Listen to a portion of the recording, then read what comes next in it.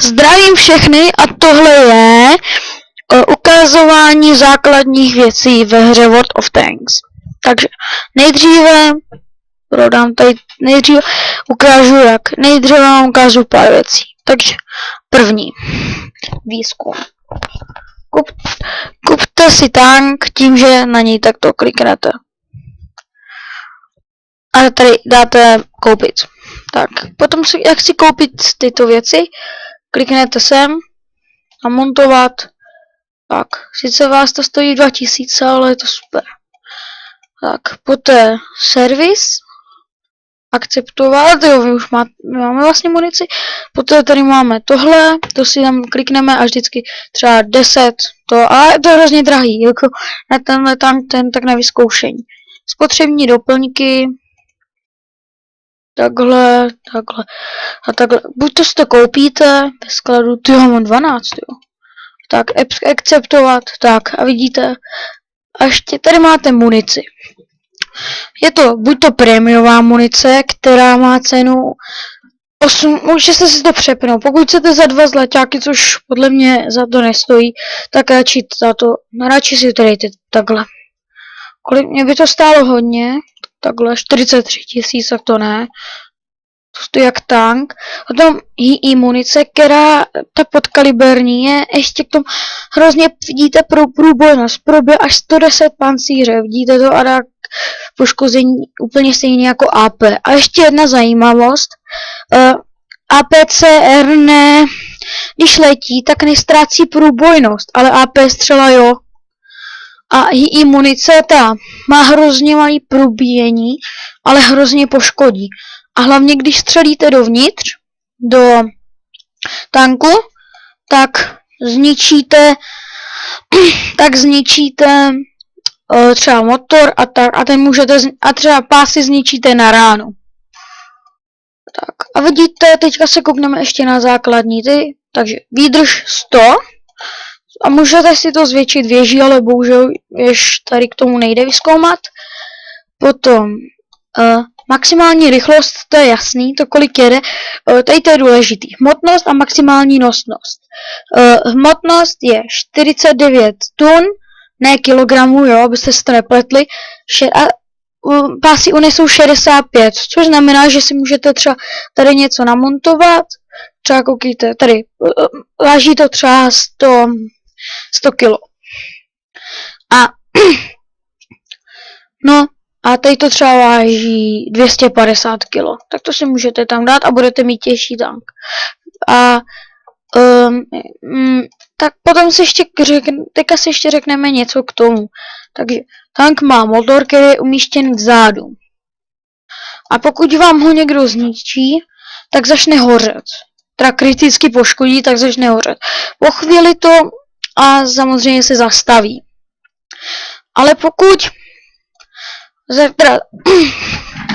pokud si ho opravíte pomocí, nejdřív se můžete uhasit a potom opravit sadou nářadí. Malá sada nářadí, myslím, opravuje, abych nelhal, jo, opravuje, myslím, jenom jeden komponent, ale velká opravuje všechno zničený. Takže pokud máte větší šanci, že máte víc zničeno, tak tohle je lepší. Sice to stojí 20 000, jo, takže jo. Automatický malá sada nářadí. No a můžete to i mačkat takhle. No a nejdřív zmáčkne a potom pásy a ty jsou důležitý. Na to, jak rychle jedete. Pokud vám je poškodí, tak jedete pomalejc. A máte větší procento přetržení. Takže když se jdete z kopce, tak mají velkou šanci, že se roztrhnou. A musíte je začít opravovat. A můžou vám zranit oba 2 pásy najednou. To už jste viděli v mém prvním videu. Myslím teda, abych nelhal. A ještě tady zrychlený výcvik posádky. To je to, že urychlíte třeba, když tenhle má 50% a tenhle jenom 55%, tak tenhle dostává dvojnásobné zkušenosti. Tak.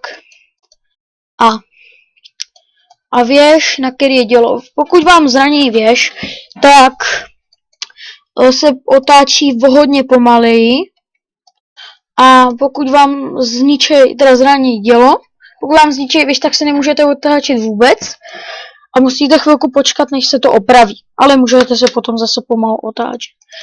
Dělo. Dělo, pokud vám do něj střelí klasickou AP municí, tak je všechno v pohodě. Teda taky není, tak se vám prostě rozbije trochu to dělo a budete mířit podstatně pomaleji. Pokud vás někdo střelí ještě po druhý nebo i střelou, tak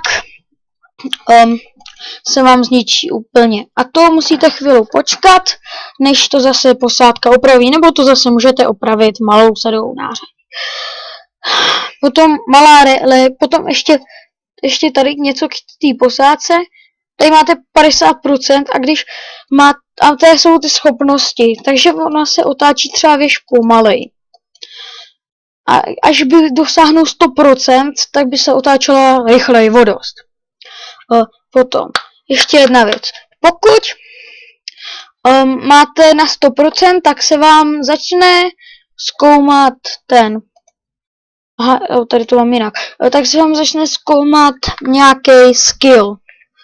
A to je třeba prostorová představivost a tak. Třeba a on, ale to je už takový trošku složitější. A on, ještě tady se koukněte, vidíte ty dolní symboly? Já myslím, že ne, protože mám celkem blbou kvalitu, nevím čím to je. No a je tady, nejenom, že je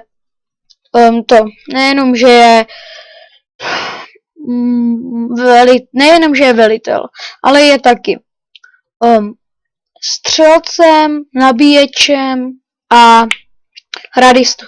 A tady ten Georgij Garmata je jenom řidič. Tak a jak prodat tank? Prodáte tank tak, že kliknete, dáte prodat a dáte radši propustit. A dáte prodat. Tak a máte to všechno hotové. Tak a tohle je všechno k mému videu. Takže čus.